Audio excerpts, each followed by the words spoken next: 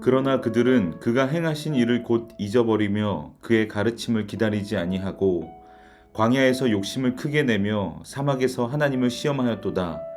그러므로 여호와께서는 그들이 요구한 것을 그들에게 주셨을지라도 그들의 영혼은 쇠약하게 하셨도다. 아멘.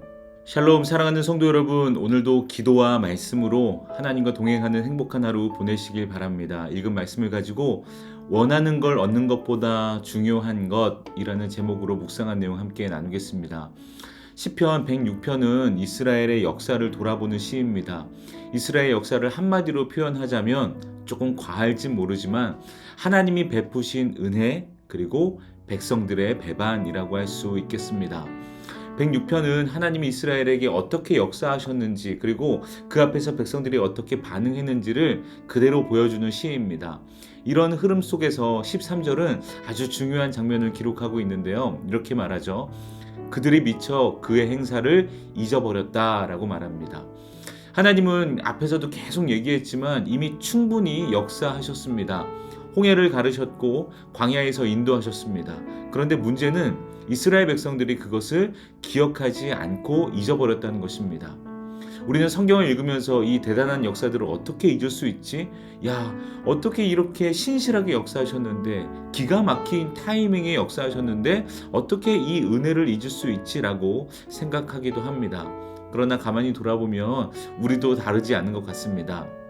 하나님이 분명히 도우셨던 순간이 있었고 기도를 들으셨던 경험이 있었고 막혔던 길을 기가 막히게 열어주셨던 때도 있었습니다.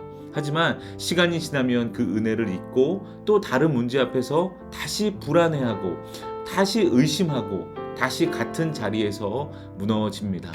예전에 이런 말을 들은 것 같습니다. 은혜는 경험하는 것보다 기억하는 것이 더 중요합니다. 기억하지 않으면 다시 같은 자리에서 무너지기 때문입니다. 신앙이 흔들리는 이유는 상황이 어려워서라기보다요, 하나님이 하신 일을 잊어버렸기 때문에, 즉 하나님이 어떤 분이신지 기억하지 못하고 살기 때문에 신앙이 흔들리고 무너진다라고 말합니다. 그 결과가 바로 13절 후반절입니다. 그의 가르침을 기다리지 아니하고, 여기서 기다리다라는 말은요, 단순히 시간을 보내는 것이 아니라 기대하고 신뢰하며 인내하는 태도를 말합니다. 그리고 여기서 가르침이라는 말은 단순한 지식이나 어떤 한마디 말씀이 아니라 하나님이 이루어 가시는 계획과 뜻, 그리고 인도하심, 그러니까 하나님의 전 인격 전체를 가리키는 것입니다. 이스라엘 백성들은 그러니까 하나님의 모든 것들을 기다리지 않고 기대하고 신뢰하지 않았다라는 말이죠. 중요한 것은 이스라엘이 아무것도 모르는 상태가 아니었다는 것입니다. 하나님은 이미 충분히 보여주셨습니다. 홍해를 가르시며 구원하셨고 광야에서는 만나로 먹이시며 날마다 살아계시고 공급하신다는 것을 증명하셨습니다. 하나님이 어떤 분이신지 어떻게 일하시는 분인지 이미 경험한 상태였습니다. 그런데도 그들은 기다리지 못했습니다. 그러니까 이 말은 결국 이런 의미입니다. 하나님이 어떻게 일하실지 몰라서가 아니라 이미 알고 있었음에도 불구하고 그분을 신뢰하지 않았다는 것이죠. 하나님이 어떻게 일하실지, 언제 일하실지, 무엇으로 채우실지를 맡기지 못했다는 것입니다. 하나님의 뜻이 드러날 때까지 머무르지 못하고 자기 판단과 내 타이밍으로 먼저 움직였다라는 사실입니다. 어떻게 기다리지 못했을까요? 구체적으로 보면요, 먼저 하나님의 공급하시는 방식을 기다리지 못했던 것 같습니다.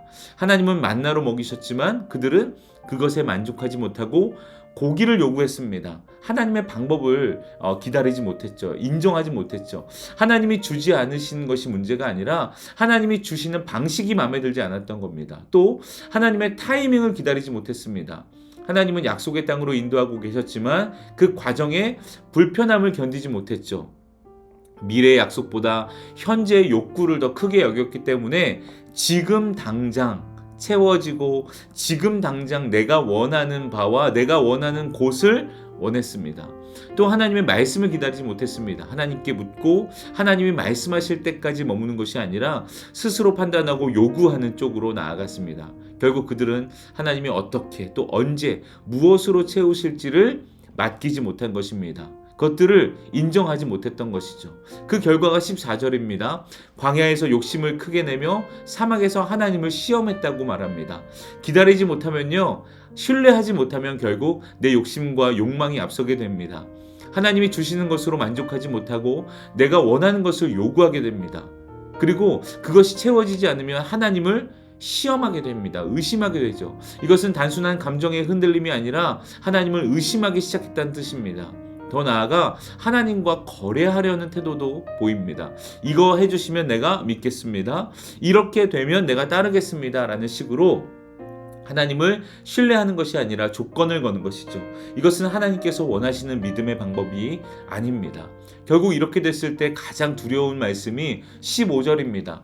그들에게 그들이 구하는 것을 주셨을지라도 그들의 영혼은 어떻게 해요? 파리하게 하셨도다라고 그렇게 성경은 이야기하고 있습니다. 예전 성경에서 그렇게 말하죠.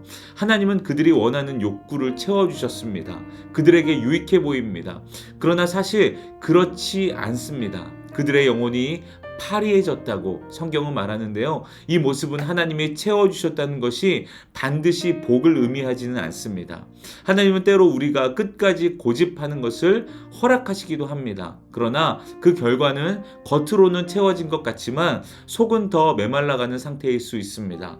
원하는 것을 얻었는데 기쁨이 없고 채워졌는데 더 공허해지는 상태, 그것이 바로 영혼이 파리해졌다라는 모습입니다. 이유는 간단하죠. 내 욕구는 채워졌지만 하나님을 신뢰하는 마음은 줄어들었거나 잊어버렸기 때문입니다.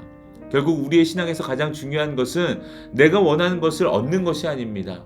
하나님이 이미 베푸신 은혜를 기억하고 하나님이 어떤 분이신지를 믿으며 그분의 방식과 그분의 때를 신뢰하고 인내하며 기다리며 살아가는 것입니다. 눈에 보이는 결과보다 더 중요한 것은 하나님을 향한 믿음과 신뢰입니다. 우리는 소유의 만족으로 사는 사람이 아닙니다. 하나님의 말씀을 믿음으로 사는 사람입니다. 그래서 지금 당장 채워지지 않는 것 속에서도 하나님을 신뢰하며 머무를 수 있어야 됩니다. 하나님은 여전히 우리를 인도하십니다. 그리고 그 인도하심은 언제나 우리의 조급함이 아니라 하나님의 때와 방식 속에서 가장 선하게 이루어진다는 사실을 믿으시기를 바랍니다. 그러니 우리가 원하는 것이 이루어지지 않는 것, 그것에만 집중하지 마십시오. 그것만 바라지 마십시오. 그것보다 더 중요한 것, 하나님과 친밀한 관계, 하나님을 더욱더 신뢰하는 믿음을 구하시기 바랍니다. 오늘도 그것을 구하는 저와 여러분의 삶이 되기를 주님의 이름으로 축복합니다. 함께 기도하겠습니다. 하나님 감사합니다. 오늘 말씀을 묵상하다 보니 하나님께서 우리에게 베푸신 은혜들을 잊고 살았던 모습을 회개하게 됩니다. 하나님 잊지 않겠습니다. 기억하겠습니다. 그리고 내가 원하고 내 욕구와 욕망이 이루어지는 것보다 하나님과 친밀하게 살아가는 것, 하나님을 더욱더 굳게 신뢰하는 믿음을 더욱더 구하며 살아갈 수 있도록 인도하여 주옵소서. 오늘도 우리에게 그런 믿음을 허락하실 줄 믿으며 예수님의 이름으로 기도합니다. 아멘.